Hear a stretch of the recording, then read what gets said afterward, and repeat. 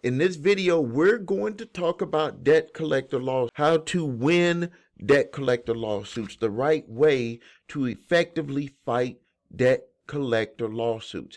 And let me also make it clear, even if the original creditor is suing you for a debt that had charged off, they have to hire an attorney to sue you. So in essence, it is still technically a debt collector lawsuit, but the case to respond to it, the response to that case has to be prepared different because they're not the owner of the debt, but they are still a debt collector and they are still bound by the Fair Debt Collectors Practices Act. I want to tell you or share with you why you need to watch this video. This video could literally save you thousands of dollars because it's going to tell you the truth about how to fight debt collectors who are suing you for old debt. The information that I share with you in this video about fighting back against debt collector lawsuits is 100% factual, it's real, and it's 100% tried and true. This is not made up stuff. What I'm going to do is I'm going to read through an actual case that we helped an individual win, and the amount was for $14,436. What I want you to do is I want you to clear your mind of any negative thoughts. I want you to be open to learning about something that you really don't know anything about. Most of you don't know anything about, even if you watched other YouTube I don't care if it was even from an attorney, unless you've been watching my video. And I want you to be open to good things happening to you, because that's one of the most important keys to success, is that you have to believe that good things can happen to you. And for you to believe that good things can happen to you, you will be able to protect your lifestyle, you'll be able to protect your money, you'll be able to protect your assets, you'll be able to protect your family and protect your financial future, because that's what it's all about. If you don't feel good, you won't do anything. So this video will help you feel good about your situation that you're dealing with a debt collection lawsuit. And once you start to feel good, you'll start to believe that you can take action. And then when you start to believe that you can take action because you understand what you could do to win your case, then you will take full action and get something done. But what I want to do first is I want to read the case as it was given to us when we started to help this individual. He was being sued for $14,436.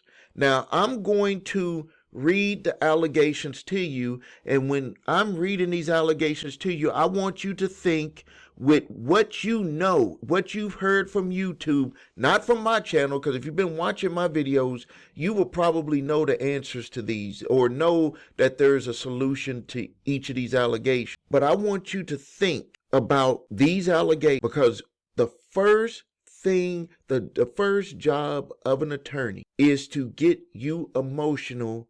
And the way that they get you emotional is by alleging things against you, because we all don't like fingers being pointed at us. Fingers, fingers, fingers.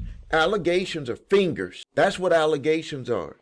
If you can get the fingers pointed at the individual will freeze and not do anything. That's what they want you to do. That's why most cases, almost 95% of the cases that are submitted by debt collection attorneys end up in default judgments, because the individual freezes. Why do they freeze? Because they get emotional. Why do they get emotional? Because they point the fingers with the allegation. So now here's the first allegation, is that the individual lives in the jurisdiction that they're bringing the suit in. Now to you, it's, you know, if you've heard from other channels or even from mine, they're doing this because they have to sue you in the proper jurisdiction. But how about publishing an individual's address on a public document? How would you feel if I just, put your address out there for everybody to see? How would you feel? That elicits an emotional response done on purpose. It has to be done in their complaint or their summons, their citation. It has to be done, but it elicits an emotional response. The next thing is defendant entered into an agreement with the original creditor. That's an allegation. How would you respond to that allegation? If you knew that you did enter an agreement with the original creditor, how would you respond to that allegation? Attached hereto and incorporated herein as Exhibit A is a true and correct copy of a statement of the defendant's account. How would you respond to that? How would you respond to that? Just think for a second. How would you respond to that? And I'm going to turn off my phone here. This is the one that always gets people, and some attorneys beef this up, some of them don't.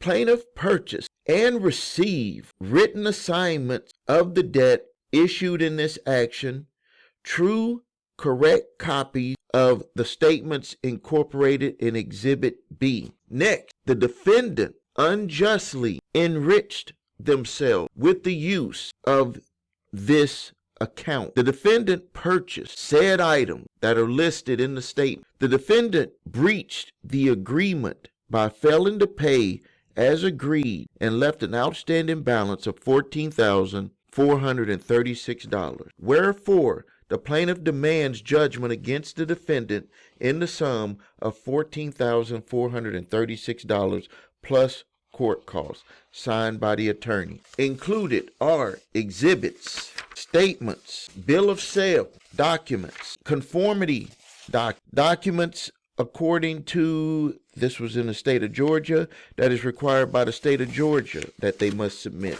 and some other information about how to respond. So I ask you, with all of the information that you know of today, that you've heard all over YouTube, that you've heard from attorneys, that even if you walked into an attorney's office, how would they build a response to win this case? How would you, let's forget them, how would you right now build a response to defeat this case? So to defeat debt collectors, it doesn't matter if it's an original creditor case or a debt collector who purchased your debt case. You have to construct your response to, number one, answer all of the allegations that are against you.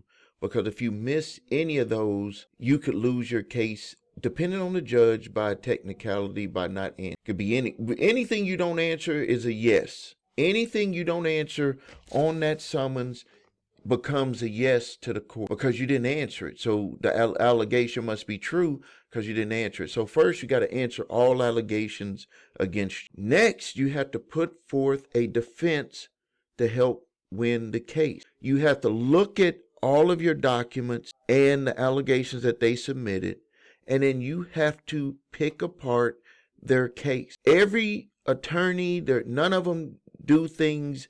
It looks the same. To the untrained eye, all of these cases look the same, but I'm here to tell you that depending on the attorney, they're going to put stuff together a totally different way. Some attorneys have experience, some attorneys don't, but it doesn't matter if they're the number one attorney. I went against the number one attorney for debt lawsuits, Roush, Stern, and Hornick, for a case where they claimed that I owed $4,500 for a credit card when I was in the United States Army back in 1988.